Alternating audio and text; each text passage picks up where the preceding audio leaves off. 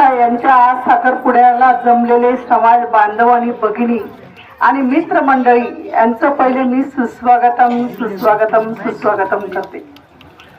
बघा, तुम्ही तुमच्या मुलासाठी म्हणा मुलीसाठी तुमच्या अपेक्षा जरूर ठेवा, पण एवढेही नका की त्यांचं वय निघून जाईल आणि त्यानंतर तुम्ही त्यांचा लग्नाचा विचार करणार. हे योग्य नाही. कारण आता कुठं कोणाला एवढं आयुष्य आहे 50 ते 60 वर्ष, तेही जेमतेम नाही. आणि बघा, माझ्या ग्रुपवर 30-30 32-32 वयाच्या मुली अजून वर आहेत. बघा, पूर्वी आपण तर एवढ्या मुलींना वयाच्या मुलींचे लग्न होऊन जायचे, मुलं बाळ होऊन जायचे. आज आपल्याला नातवंड आपण खेळवतोय, ते नातवंड खेळवतील का हा तो विचार करा समाजाने. आपल्या मुलींचं योग्य वयात लग्न करा. नुसतं बायोडाटा बघता हा नाही तर तो नाही तर तो असं करू नका. कारण मुलींचंही पुढे लाईफ घडायला पाहिजे. जर आपल्याला नोकरीवाला मुलगा पाहिजे असेल तर आपण आज समाजामधून आपण आज दुकानदार व्यावसायिक आपण ह्या व्यवसायामधून आज आपल्या मुलांना शिक्षण पाणी घरं दारं सगळे केले ना, मग तुम्ही का मुलींचा विचार करता की माझ्या मुलीला नोकरीवालाच जावाई पाहिजे.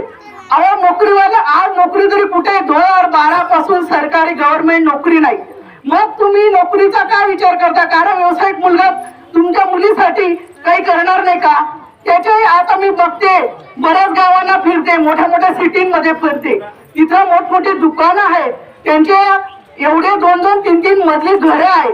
आज नोकरीवाला सुद्धा करू शकणार नाही एवढा व्यावसायिक आणि बिझनेसमॅन करतो. मग तुम्ही तुमची मुलगी ते सुखात, त्यांची सून सुखात ठेवणार नाही का?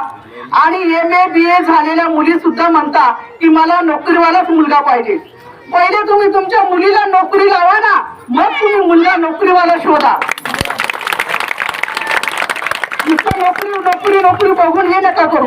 आणि जर नोकरीवाली सून पाहिजे असेल तर मी मुलाच्याही आई वडिलांना सांगते की तुम्ही सगळे अपेक्षा ठेवू नका की आपली सून आपल्याला सगळं ऐकतं देईल. मग तुम्हाला जर मुलगी नोकरीवाली पाहिजे असेल तर तुम्ही सगळं त्या अपेक्षा ठेवू नका. ती फक्त नोकरीच करेल आणि बाहेरचं बघेल आणि जमेल तेवढं चूल आणि मूल सांभाळेल. मग तुमच्या सगळ्या अपेक्षा पूर्ण होणार नाही. मुलांच्या बाबतीत तेच आहे. बरेच मुलं पॅकेजवाले असतात, त्यांना एवढ्या पॅकेजची मुलगी पाहिजे, तेवढ्या पॅकेजची मुलगी पाहिजे. आणि आज त्यांची वय खूप मोठं होऊन गेले.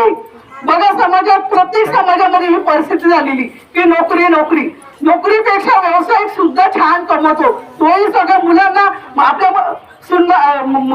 पतीला सुखी आणि समृद्धी ठेवतो. त्याला समाजात सगळ्यासाठी वेळ असतो.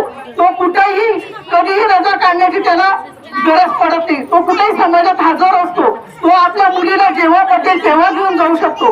तोही सगळे हौस मौज करतो. मग आता जर पुण्यात आणि मुंबईतलाच मुलगा पाहिजे, मग पुण्यातला मुंबईतला मुलगा गेल्यावर तो 2 वर्षात काय फ्लॅट घेईल हा तो विचार करा. आपण आजपर्यंत 30-40 वर्ष झाल्यावर आपला बंगला सगळं काही व्यवस्थित झाले. मग जर तुम्हाला शोधायचं आहे पॅकेजवाला मुलगा घरदार सगळं तर 40 वर्षाचा मुलगा मिळेल. मग तुम्ही तुमची मुलगी 35 वर्षाची होऊ देणार का?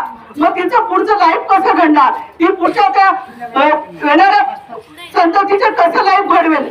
तोपर्यंत तिचं म्हातारपण होऊन जाईल. मग त्या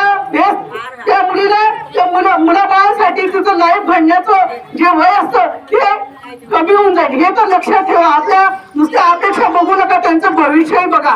बऱ्याच मुलं निघून जातात बाहेर. परजातीमध्ये आज मुलींचे लग्न होत आहे. बऱ्याच मुली निघून जातात का? ते आई वडिलांच्या फक्त अपेक्षा. आणि याच्यामुळे बघा, बऱ्याच मुलींचे लग्न झालेले, मुलांचे लग्न झाले आणि घटस्फोटाचे प्रमाण खूप वाढत आहे. का? ते अपेक्षांमुळे. माझ्या मुलीला हेच पाहिजे, माझ्या मुलीला तेच पाहिजे. तुम्ही फोनवर बोला ना. आई वडिलांना आपल्याला फोन कशासाठी दिलाय? की तिला चांगलं मार्गदर्शन घडवण्यासाठी दिलाय. प्रत्येक रोजची गोष्ट प्रत्येक मुलीला विचारत जातो आई वडील, हे योग्य आहे का? तुम्ही तिच्या संसारात जोडबूड करू नका. तिला सक्षम आणि सशस्त्र बनवा. तिला बघा, पूर्वी सुद्धा गुण बघत होते का?